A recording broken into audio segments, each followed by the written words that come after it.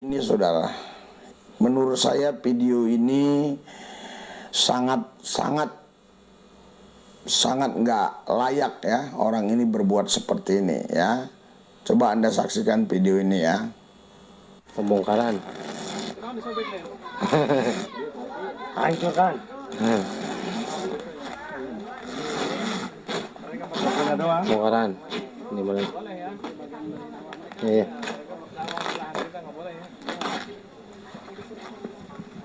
Iya, jadi saudara Bapak Ibu sekalian, video ini ya, kalau saya lihat pelaku-pelakunya ini, kelompok-kelompok ini orang-orang yang memang nggak punya adab ya.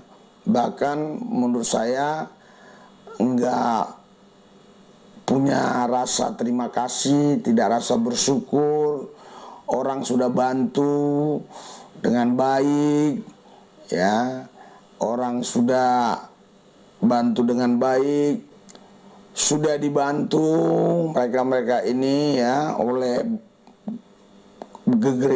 gereja saudara, tetapi pelaku-pelaku ini saudara malah melakukan tindakan-tindakan yang tidak terpuji gitu.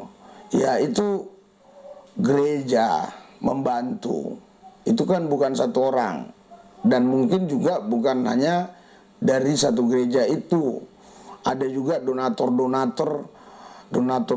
lain ya yang turut membantu, sehingga mereka yang bekerja di lapangan atau relawan-relawan yang ada di lapangan harus mempertanggungjawabkan dana yang sudah mereka terima. Karena apa? Karena dana yang mereka terima itu bukan dari satu orang. Nama gereja yang memberikan bantuan, lalu kemudian mereka merobek nama gereja itu ya. Ada yang mengatakan apa tadi? Hancurkan begitu ya. Hancurkan nama gereja mungkin maksudnya ya, tetapi bantuannya ya lucu juga ya, bantuannya diambil ya, bantuannya itu diterima dengan baik, tapi nama gereja yang memberi dihancurkan begitu ya. Jadi tidak perlu ada nama gereja di sana ya, seperti itu. Dan ini bagi saya serba salah saudara ya. Kenapa serba salah? Sebetulnya mencantumkan yayasan ya, entah Islam, nah yayasan yang membantu atau gereja yang membantu, atau mungkin dari Hindu Buddha ya, mereka organisasi apa,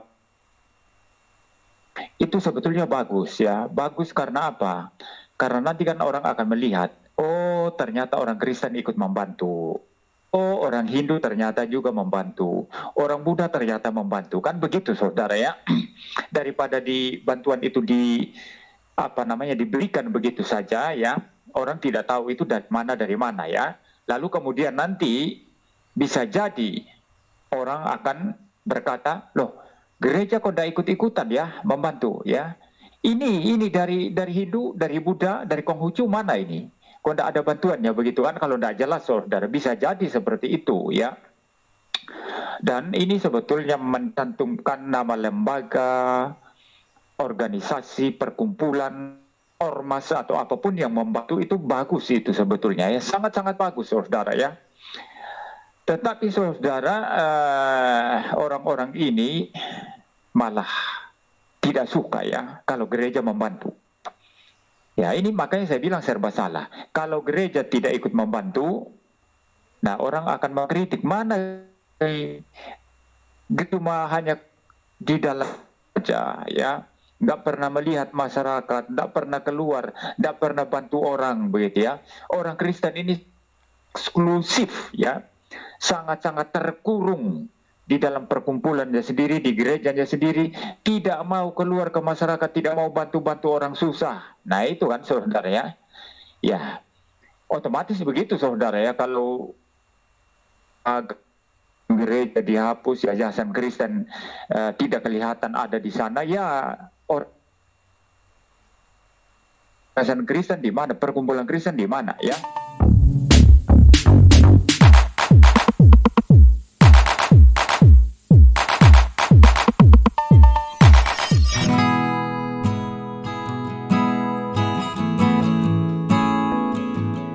Assalamualaikum warahmatullahi wabarakatuh.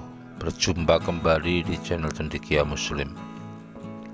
Teman-teman sekalian, kemarin viral ya sebuah video tentang pencopotan nama dalam sebuah tenda ya, di lokasi bencana gempa Cianjur ya. Dalam tenda itu tertulis nama salah satu gereja ya, sebuah gereja, kalau tidak salah itu gereja Reform.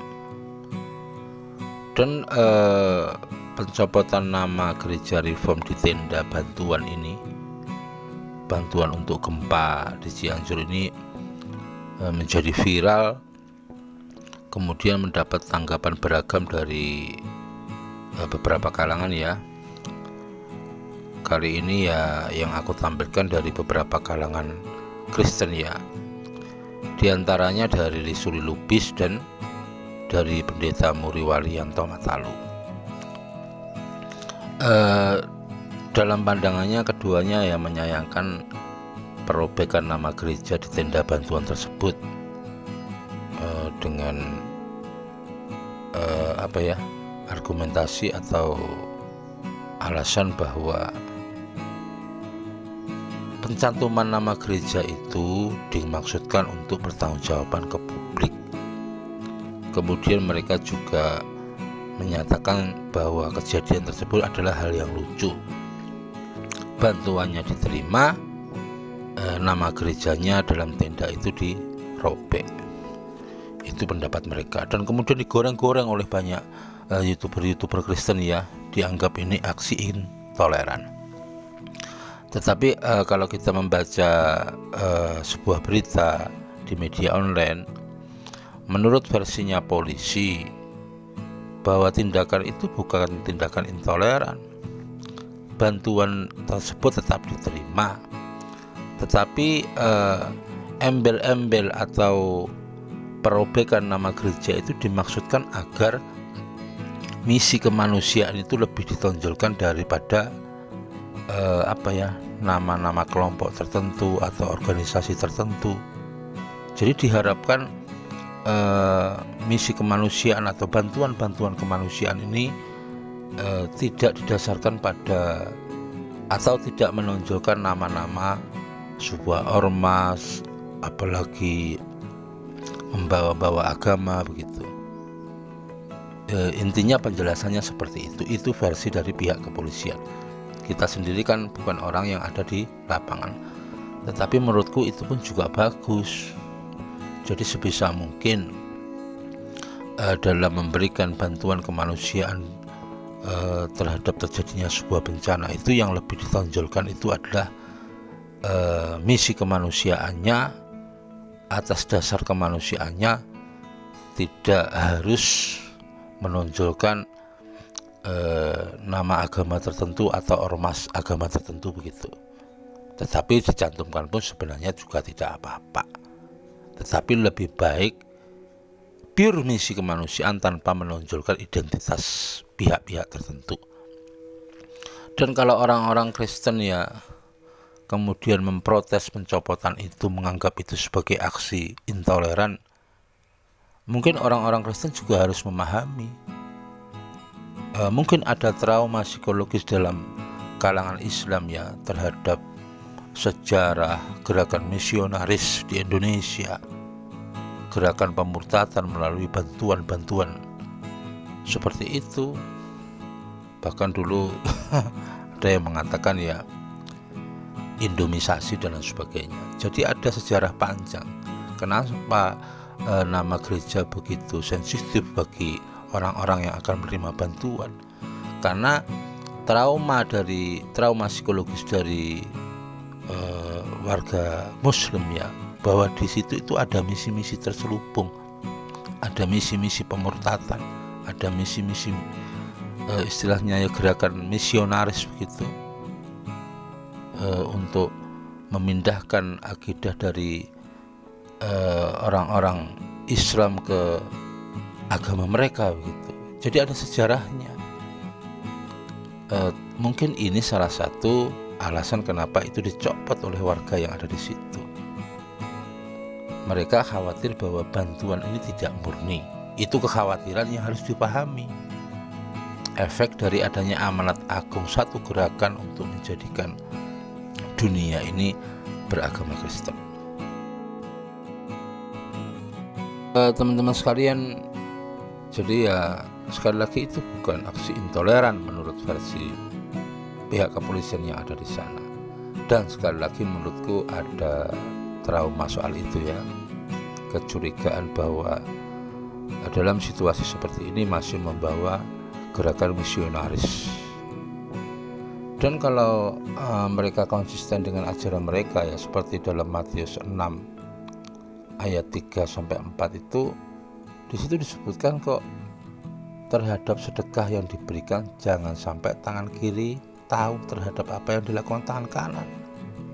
Nah kalau seperti ini saja nama gereja dicopot, mereka sudah uring-uringan, sudah melakukan protes, di mana konsistensinya? Jadi kadang-kadang apa yang diomongkan dengan yang dilakukan itu tidak sama. Kalau dari pihak dalam kacamata Islam sendiri ya, sebenarnya menerima bantuan dari non-muslim itu hukumnya mubah itu boleh. Ini tidak terkait dengan konteks bencana ini ya, aku bicara secara umum, boleh. Bahkan untuk membangun tempat ibadah Islam pun, untuk membangun mushola atau masjid, bantuan dari non-muslim itu boleh. Bantuan dari non-muslim itu sekali lagi hukumnya mubah, boleh. Tetapi dalam hal untuk membangun tempat ibadah seperti mushola atau masjid atau dalam hal-hal yang lain, harus bisa dipastikan bahwa setidak-tidaknya tidak mengetahui bahwa bantuan itu berasal dari hal-hal yang haram, misalkan dari bisnis narkoba, dari hasil korupsi. Kalau ketahuan dari awal seperti itu ya tidak diperbolehkan. Yang kedua yang harus dipertimbangkan, jangan sampai ada misi-misi terselubung yang merugikan dan merendahkan umat Islam, mengancam akidah umat Islam. Kalau yang seperti itu bisa menjadi tidak boleh.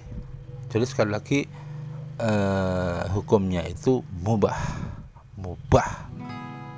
Tetapi kalau aku sendiri ya, kita lihat konteksnya. Kalau konteksnya dalam rangka untuk saling menunjukkan ihsannya, sesama manusia saling membantu, tidak ada embel-embelnya. Dan kalau menurut aku khusus untuk soal peribadatan ya, untuk membangun mushola atau masjid ya, kita usahakan ya tidak sampai menerima bantuan dari non-muslim, karena kita mengharap sebuah keberkahan. Meskipun hukumnya boleh itu bukan sesuatu yang harus dilakukan. Kalau menurut aku jangan sampai meminta dan menghindari bantuan dari non-muslim, karena ini rumah ibadah kita yang kita berharap keberkahan. Sekali lagi hukumnya boleh kecuali ditemukan hal-hal yang merugikan dan merendahkan umat Islam. Tetapi sebagai bentuk kehati-hatian bagiku, kalau dalam hal membangun tempat ibadah ya kita usahakan tidak sampai menerima bantuan dari non-muslim. Demikian teman-teman yang bisa saya sampaikan, kurang lebihnya mohon maaf. Assalamualaikum warahmatullahi wabarakatuh.